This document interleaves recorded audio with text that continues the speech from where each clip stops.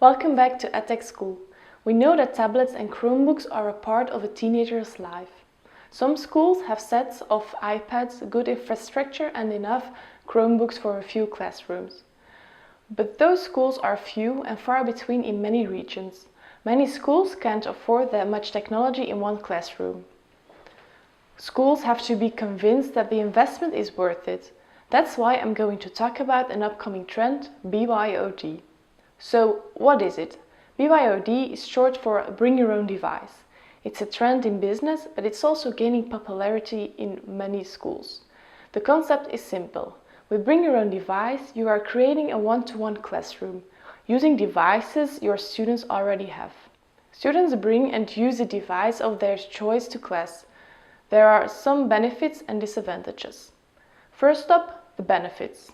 One of the biggest advantages is that your students already know the device. Some students have a hard time getting to know a new device. In this case, students can use their own device, which is very comforting. It means that students can use it without any hassle. As a result, they are able to focus more easily on the lessons.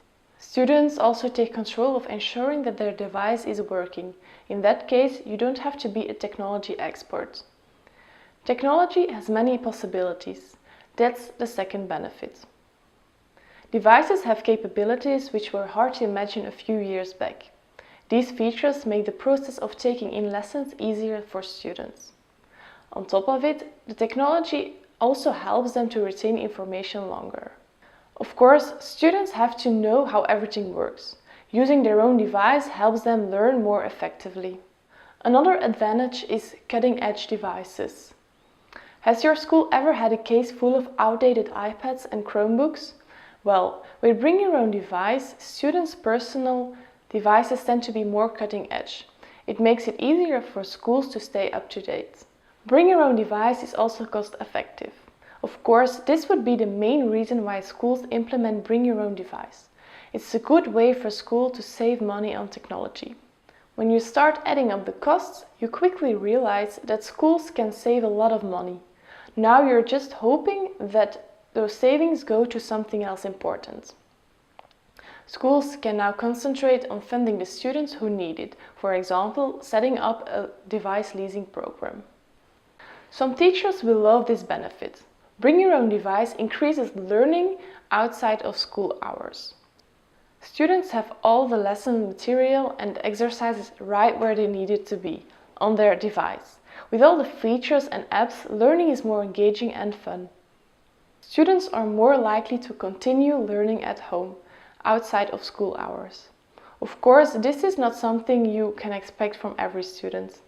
Of course, there are still some disadvantages to Bring Your Own Device. What about students without devices? Bring Your Own Device may be as good as it sounds, but you have to be careful too. Not every student has a device that they can bring to school. Some parents won't approve or just don't have the budget. Or they'll buy a very low budget device that doesn't really work well in practice. Make sure you aren't excluding the student and provide a device from school. Be aware of the student's needs here. Be careful about what you tell your students about this. This information may be very delicate. The second disadvantage is the left-handed teacher. What about the technology dummy? Okay, your students may know their own devices, but in some cases their knowledge doesn't reach far enough to overcome bigger technology problems. You'll need some help of the head of IT.